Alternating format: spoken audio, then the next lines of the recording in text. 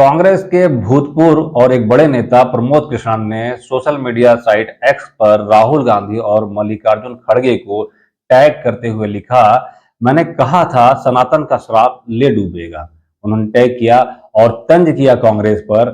किस सिलसिले में किया? अभी कल गौरव वल्लभ ने कांग्रेस से इस्तीफा दिया और सुबह इस्तीफा देकर शाम को बीजेपी ज्वाइन कर लिया। उन्होंने कहा था कि मैं सनातन के विरुद्ध नारे नहीं लगा सकता हूं, मैं पार्टी में असहज महसूस कर रहा हूं उसकी आर्थिक नीतियों को लेकर और वेल्थ क्रिएटर्स को जो लगातार गालियां दी जाती हैं। इसी तरीके से आज बिहार कांग्रेस के अध्यक्ष अनिल शर्मा ने भी पार्टी छोड़ दी और बीजेपी ज्वाइन कर ली। और उन्होंने तर्क दिया, उन्होंने आरोप लगाया कि कांग्रेस एक सांप्रदायिक पार्टी है। इधर कांग्रेस अपने शुरुआत से अब तक के जो कि भारत की सबसे पुरानी पार्टी है, राजनीतिक पार्टी है, अपने सबसे बुरे दौर से गुजर रही है।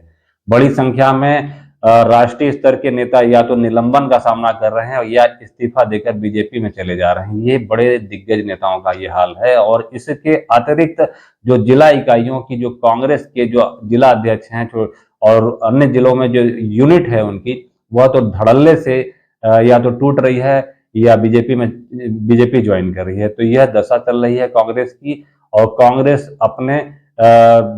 अपने स्थापना के बाद से अब सबसे बुरे दौर से गुजर रही है। और जहां प्रधानमंत्री नरेंद्र मोदी 400 पार का एक आक्रामक लक्ष्य लेकर चल रहे हैं, उस दिशा में कांग्रेस एक डूबता हुआ जहाज की तरह दिखाई दे रही है। और यही कारण है कि पार्टी के अधिकांश नेता लगातार या तो पार्टी छोड़ रहे हैं या अपनी कुछ ऐसी अनुशासनहीनता या अपनी नसीहत देने के कारण अनुशासनहीनता का उन पे चार्ज लगाकर उनको निलंबित कर दिया जा रहा है। इसी तरीके से संजय निरुपम भी, जो कि महाराष्ट्र कांग्रेस से एक बड़े नेता होते हैं जिनका बयान अक्सर मायने रखता है, उन्हें भी कांग्रेस ने 6 साल के लिए निलंबित किया है।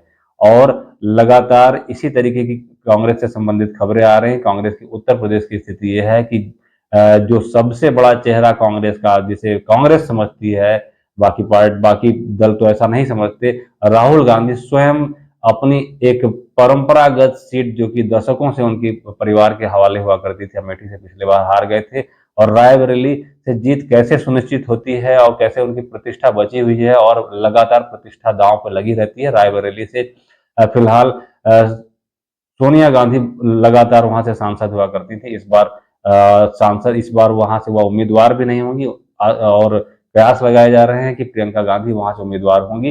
तो अभी अमेठी पर और रायबरेली पर कांग्रेस ने पत्ते नहीं खोले हैं और कांग्रेस के पसीने छूट रहे हैं। और बड़े नेता भी किसी भी जगह से उम्मीदवार बनाए जाने से बचकर भाग रहे हैं। उनको भी लग रहा है कि हार का मुंह देखना पड़ेगा, मेहनत ज्यादा करनी पड़ेगी और रिस्पांस अच्छी नहीं आ रही है। वहीं बीजेपी की जो प्रधानमंत्री श्री नरेंद्र मोदी की जो रैलियां हो रही हैं, उसमें जनता का समर्थन, सैलाब और जोश स्पष्ट दिखाई दे रहा है। प्रधानमंत्री की मेहनत स्पष्ट दिखाई दे रही है कि वो किस तरीके से अपने 400 पार के लक्ष्य को पूरा करेंगे।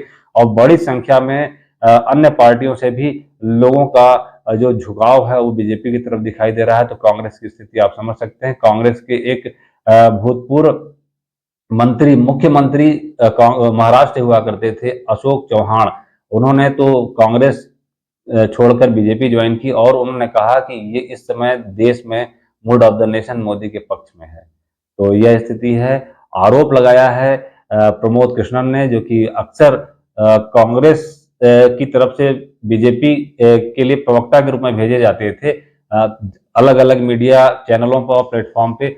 वह लगातार घुटन महसूस कर रहे थे, तो उन्होंने भी बयानबाजी कांग्रेस के खिलाफ शुरू कर दी थी और नरेंद्र मोदी की तारीफों की कसीदे पढ़ने लगे थे। तो यही कारण बना कि हाल ही में उन्हें उनका 22 जो प्राण प्रतिष्ठा कार्यक्रम हुआ था उसमें भी उनका जाना हुआ था। उसके जस्ट बाद ही कांग्रेस ने उन्हें 6 साल के लिए निलंबित कर दिया अनुशासनहीनता और बड़बोलेपन के कारण। और उसके तुरंत बाद जो कि वो स्वयं कल की पीठ के पीठाधीश्वर भी हैं, तो वहां उन्होंने एक बड़े कार्यक्रम में प्रधानमंत्री श्री नरेंद्र मोदी और उत्तर प्रदेश के यशस्वी मुख्यमंत्री श्री योगी आदित्यनाथ को वहां बुलाया था और उनके आगमन से बहुत अभिभूत हुए थे। तो यह कुछ मजेदार अपडेट्स है। चुनाव नजदीक है, जैसे जैसे तिथियां और जो अगले इलेक्शन की जो डेट्स नजदीक आती जाएगी, ऐसी मजेदार कुछ बातें सामने आती जाएंगी।